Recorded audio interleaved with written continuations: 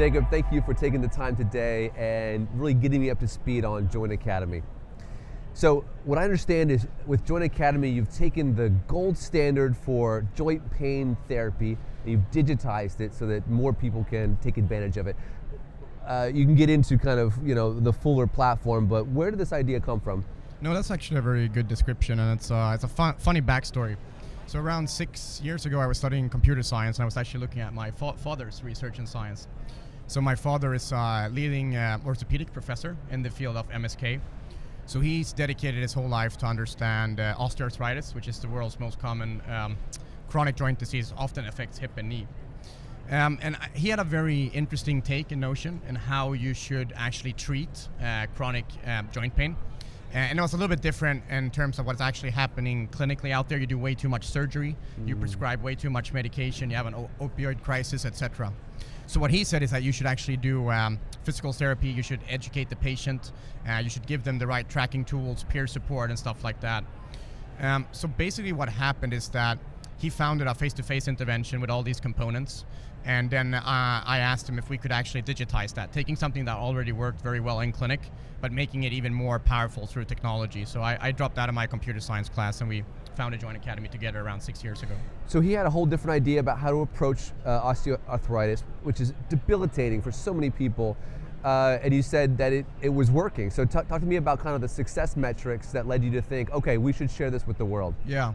So that's a very good question. So in general, you ask patients just how much pain they experience, from the last week or so. So pain is a very subjective measure in general. So you kind of just go from a scale from 0 to 10 and you ask the patient how much pain are you experiencing. And kind of if you go down 2 points on that scale, that's kind of clinically meaningful. And he was seeing up until today, maybe 200,000 patients has gone through this face-to-face treatment. And they saw that, 60-70% reached a clinically meaningful outcome, and that's quite rare. And if you benchmark that, it's kind of equivalent to a total joint replacement, but a total joint replacement costs maybe $35,000. Wow. And it's also associated with a lot of other risks. So you were just seeing this super solid clinical evidence. On top of that, you also measure physical function, like how good are you at moving. You could measure, there's some standardized tests around that. You could look at quality of life. And all of these outcomes were just very, very good. Yeah, and you're also talking about something with a lot less side effects. Exactly. So I think when you look at healthcare in general, it's not only about cost, it's about risks. So and a lot of these procedures are very high risk on top of being high cost. And so you have morbidity rates on total joint replacements and stuff like that. Yeah. So it's quite serious. So I think when we saw the opportunity to take something that was very, very low cost, high quality and low risk is kind of the perfect trifecta. Yeah. Okay, so talk to me about the platform itself. It's a physical therapy app of sorts. So how does it work? Yeah. So we invested a lot in having a very solid product experience. So you download the app from App Store or Google Play. You kind of instantly get connected with a licensed physical therapist. We're licensed in all 50 states in the US, but we also are on multiple markets in Europe. So we have 600 physical therapists connected to our platform. And then the patient receives daily activities, you should do this exercise, there's educational components, tracking tools, and then we connect you with a peer group with 15 other patients. Wow. So you could actually go to treatment together, you could share on each other, show empathy, and also have some healthy competition. Very interesting. How has the market responded? What's your traction been like? So we're getting very close to the big milestone of treating 100,000 patients. Wow. So we're actually quite at scale. We have tens of thousands of active patients on a monthly basis.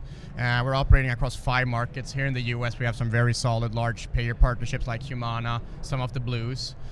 So I would say the market has been very receptive. They are quite familiar of the magnitude of the problem. Yeah. So it's looking promising. Do you feel like this MSK digital health market is heating up? I'm kind of curious where you see yourself fitting into the larger picture.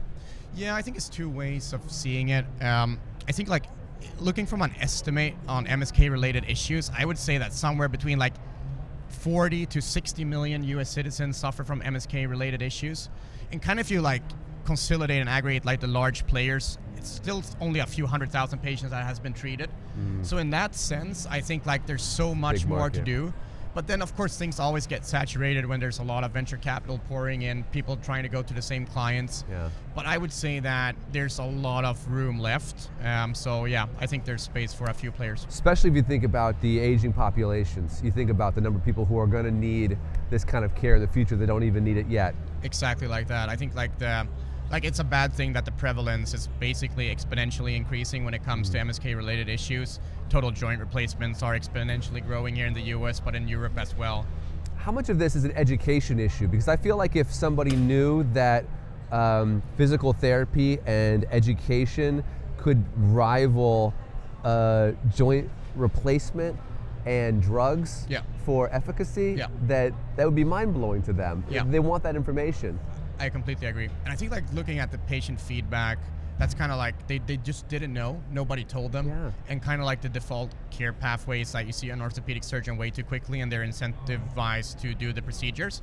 So you don't really get that patient educational component. But I think looking at other countries that are doing healthcare very well, I think there's a lot of educational components to it, where you kind of inform the patient of what's actually right for them, not just blindly trusting your physician to put you in the wrong, care pathway. In some ways, I mean, you're from Sweden, and your father was nationally recognized in Sweden for his work. In some ways, do you feel like you're bringing a Swedish mentality to this, to the United States, where let's not rush into a high-cost service, maybe there's a better way? I definitely agree, and I think we usually joke about, we have IKEA for retail, like for the furniture aspect. We have H&M for the clothing, Spotify making, music available for everybody. So I think, taking Scandinavian design in the healthcare space, and then just making it very accessible, low cost, but still high quality, I think is a very good thing to do for sure. That's awesome. Well, Jakob, thank you for taking the time with me today. I think it's going to be an exciting couple years for Joint Academy, and I can't wait to see what happens next. I appreciate you having me. All right. Thank you.